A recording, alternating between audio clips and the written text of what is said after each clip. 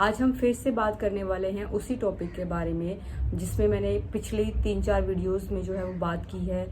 हम बात कर रहे हैं नीडल टेस्ट की, यानी कि अगर आपकी प्रेगनेंसी में हाई रिस्क शो होता है तो उसके बाद जो है क्या क्या प्रोसीजर होते हैं, और कुछ चीज़ें उसमें से मतलब जितनी बार भी उसके बारे में बात कर ले कुछ ना कुछ रह ही जाता है। तो आज हम थोड़ी सी और उसके बारे में और थोड़ी सा डिस्कशन कर लेते हैं इस वीडियो में। तो अगर चैनल पे नए हैं तो चैनल को सब्सक्राइब कर लें और अपने फ्रेंड्स के साथ शेयर करें। अगर आप प्रेग्नेंट हैं तो आपको इस बात के लिए बहुत बहुत बधाई हो। आई विश कि आप और आपका बेबी हेल्दी रहे।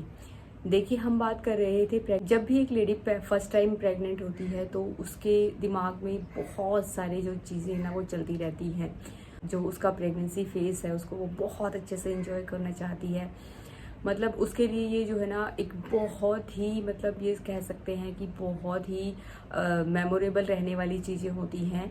लेकिन जब कहीं पे उसको पता चलता है कि कुछ रिपोर्ट्स में डॉक्टर ने बता दिया है कि कोई रिस्क जो है वो शो हो रहा है, और वो ऐसा रिस्क है कि जिसकी हम दवाई भी नहीं ले सकते हैं, कि मतलब वो उनको दवाइयों से भी ठीक नहीं किया जा सकता है, तो मैं समझ सकती हूँ कि उस मॉम टू बी जो भी लेडी है उनके ऊपर क्या बीतती होगी।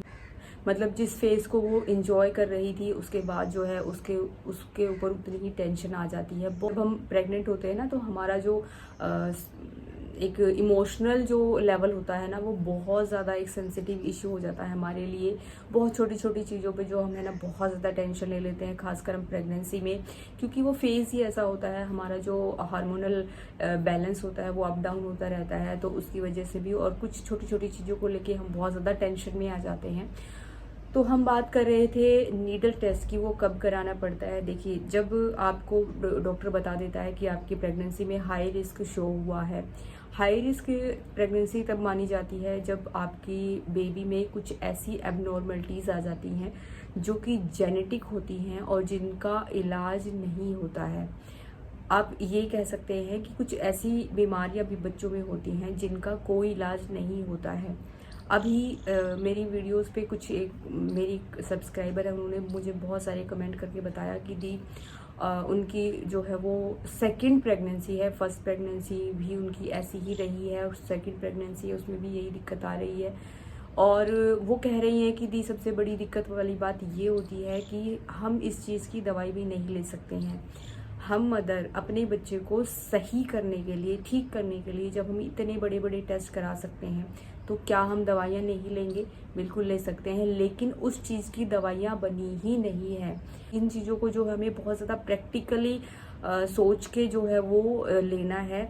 देखिए, अब बात आती है ना कि जैसे इमोशनल होके कई लोग जो है वो डिसीजन ले लेते हैं, लेकिन बहुत ज़्यादा दिक्कतें आती हैं उनको बाद में आने वाली लाइफ में।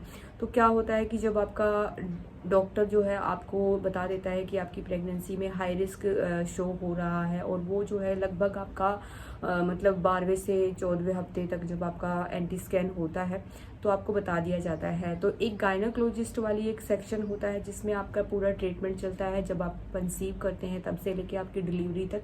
लेकिन जब इस तरीके की कोई चीज़ आ जाती है, जब हाई रिस्क वगैरह प्रेगनेंसी शो हो जाती है, तो वो जो आपका केस होता है वो ट्रांसफ़र हो जाता है आपका फीटल मेडिसिन एक्सपर्ट के पास में। फीटल यानी कि वो बेबी जो आपके पेट के अंदर है, एमनियोटिक सैक के अंदर है, उसके स्पेशलिस्ट होते हैं जो डॉक्टर, उनके पास जो है वो डॉक्टर ट्रांसफ़र कर देते हैं आपके केस को, और वहाँ जाके आपके केस को देखा जाता है।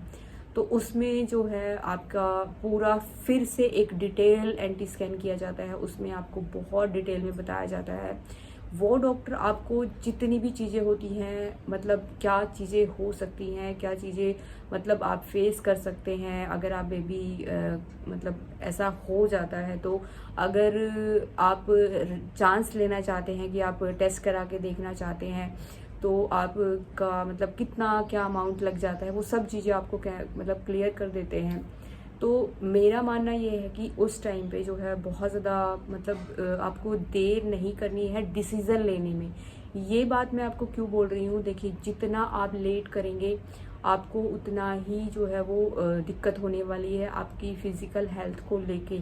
क्योंकि देखिए जितनी ज़्यादा प्रेगनेंसी आपकी आगे बढ़ती जाएगी उतना ही, अगर इन केस आपको अबॉर्शन भी कराना पड़ जाता है, आपको लग रहा होगा कि इतनी हार्शली कैसे बात कर रही हैं। तो दी देखिए, मैं हार्शली बात नहीं कर रही हूँ, मैं आपको प्रैक्टिकली बता रही हूँ कि अगर मान लीजिए कि अगर इतना ज़्यादा रिस्क शो हो रहा है, जैसे कि मैं कमेंट्स देख रही हूँ अपनी वीडियोस में, तो इतना ज़्यादा कमेंट में जो है वो रिस्क बता रहे हैं, और उसके बाद अगर आपको अबॉर्शन कराना पड़ता है तो आप जो है ना डिसीजन मेकिंग थोड़ा सा जल्दी कीजिएगा, ताकि जो नुकसान आपकी हेल्थ का होगा वो जो है वो जल्दी से जल्दी रिकवर हो जाए।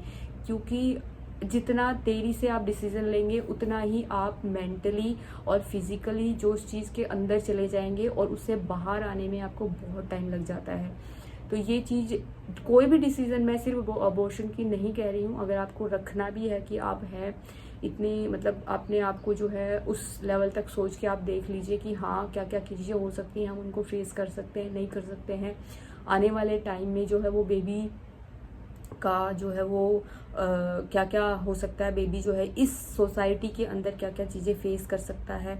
मैं आपको बताती हूँ कि मेरी जो सब्सक्राइबर है, मैं यहाँ पे उनका नाम डिस्क्लोज़ नहीं करना चाहती हूँ, और अगर वो कहेंगी तो हो सकता है मैं नेक्स्ट वीडियो में उनका नाम भी डिस्क्लोज़ कर दूँ। उन्होंने मुझे बताया कि दी मेरी जो फर्स्ट प्रेगनेंसी थी उसमें उनका बेबी जो है वो शायद मेरे हिसाब से पूरी प्रेगनेंसी के बाद होने के बाद शायद उनका बेबी की डेथ हो गई थी, और वो भी डाउन सिंड्रोम ही था।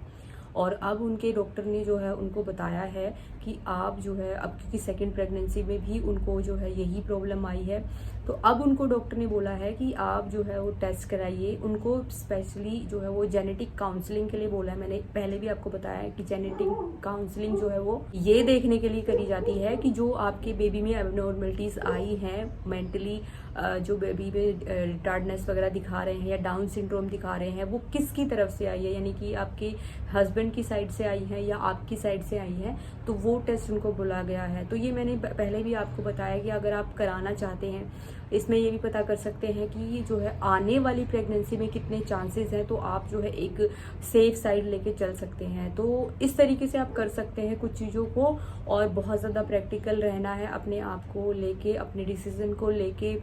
आपके जो पार्टनर है उनके साथ में आपका अच्छा मतलब एक वो होना चाहिए कि आप उनसे पूरी डिस्कशन कर सकें कि हाँ हम इस स्टेज पे हैं। और ख़ासकर मैं जो जितने भी हस्बैंड हैं वो वीडियोस अगर देख रहे होंगे तो प्लीज़ इस स्टेज पे आप अपनी वाइफ को जो है पूरा सपोर्ट कीजिए।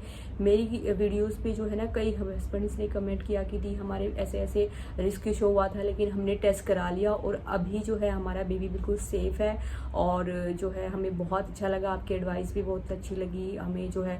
तो मैंने भी उनको भी यही रिप्लाई किया है, और अगर वो वीडियोस देख रहे हैं तो ये इस बात को वो एग्री करेंगे कि वाइफ का जो है वो पूरा ध्यान रखना है, क्योंकि वो इस स्टेज से गुजरी है। और ये बहुत मतलब ये समझ सकते हैं कि ये मेंटली बहुत ज़्यादा वीक करने वाली चीज़ें होती हैं जब हमें पता चलता है कि हमारे बेबी में कुछ दिक्कत आ रही है। तो इस टाइम पे जो है ना इमोशनल सपोर्ट जो है इमोशनल जो सपोर्ट है वो बहुत ज़रूरी होता है। तो जितने भी पेरेंट्स जितने भी मतलब यहाँ पे उनके रिलेटिव्स भी हैं वो भी इस बात को समझें, और जो मदर हैं मॉम टू भी हैं वो भी आप अपने आप को जो है वो फिजिकली मेंटली फिट रखिए इस चीज़ के लिए। अगर इससे रिलेटेड अगर आपके कोई भी क्वेश्चंस होंगे और तो अब वो आप कमेंट बॉक्स में कर सकते हैं।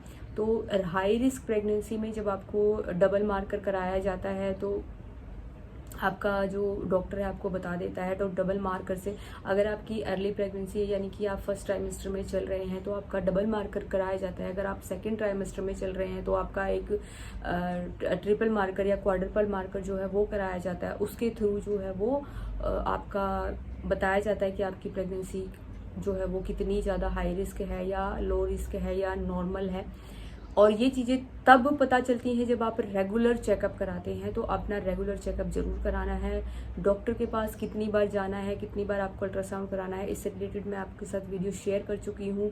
अगर उससे रिलेटेड और भी कोई आपके क्वेश्चंस होंगे तो आप जो है कमेंट बॉक्स में कर सकते हैं।